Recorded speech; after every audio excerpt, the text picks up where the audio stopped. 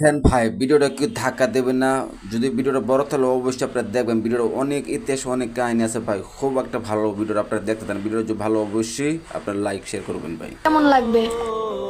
এই যে ভাই, আপনারা আমার এখান থেকে 2 পিস গোস্ত নিয়ে খান।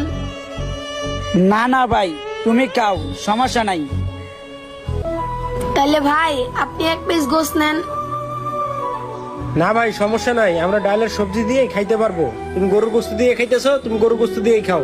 ভাই আপনারা শুধুই ডাইলার ভাজি দিয়া খাইতাছেন। ভাই এক টেবিলে বৈশা খাইতাছেন, এটা তো দেখতেও খারাপ লাগে। ভাই নেন না 1 পিস করে গোস্ত নেন। ভাই 1 পিস করে গোস্ত উঠায়া। ভাই সমস্যা নাই, তুমি গরু গোস্ত দিয়ে খাইতেছো, খাও। আমাদের অভ্যাস আছে ডাইল আর ভাজিতে খাওয়ার। ভাই তাহলে আপনি 1 পিস উঠায় নেন। আরে ছোট ভাই, কোনো সমস্যা নাই, তুমি গরুর গোস্ত দিয়ে খাইতেছো, তুমি গরুর গোস্ত দিয়েই খাও। আমরা ডালের ভাজি দিয়ে খাইতে পারবো, আর আমাদের ডালের ভাজি দিয়ে খাওয়ার অভ্যাস আছে। আর দেখো, আমরা তো আমাদের মতো খাইতেছি, তুমি তোমার মতো খাও না।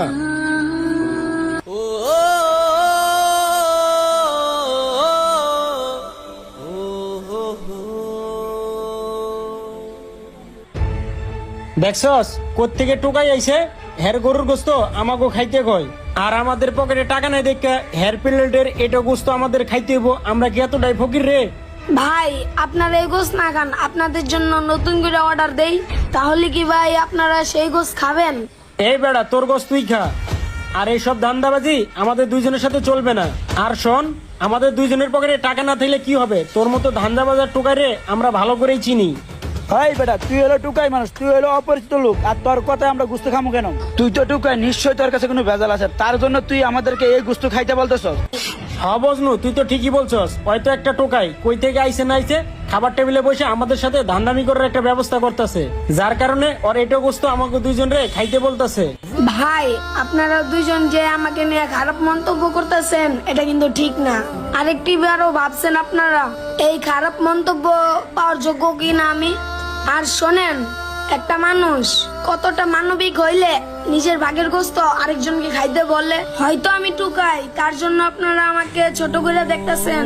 আজকে যদি এই টেবিলে আপনাদের ছোট ভাই খাইতে বসতো, তাহলে এই কথাটা কি বলতে পারতেন? আপনাদের কাছে টাকা নাই দেখা আমি তো আপনাদেরকে অপমান করতেছি না। এমন এমন জমা আছে 50 টাকা খাওয়ার জন্য পকেটে টাকাও থাকে না। তখন ভাই এই যে ডাইলার ভাজি দিয়ে খাইতেছেন না, এমনই খাওয়া লাগে। আমার এই ছোট্ট বয়সে আপনাদের মতন অনেক মানুষ দেখছি, যাদের পকেটে টাকা থাকে না, তারা এরকম খাবারই খায়, এরকম কথাই বলে।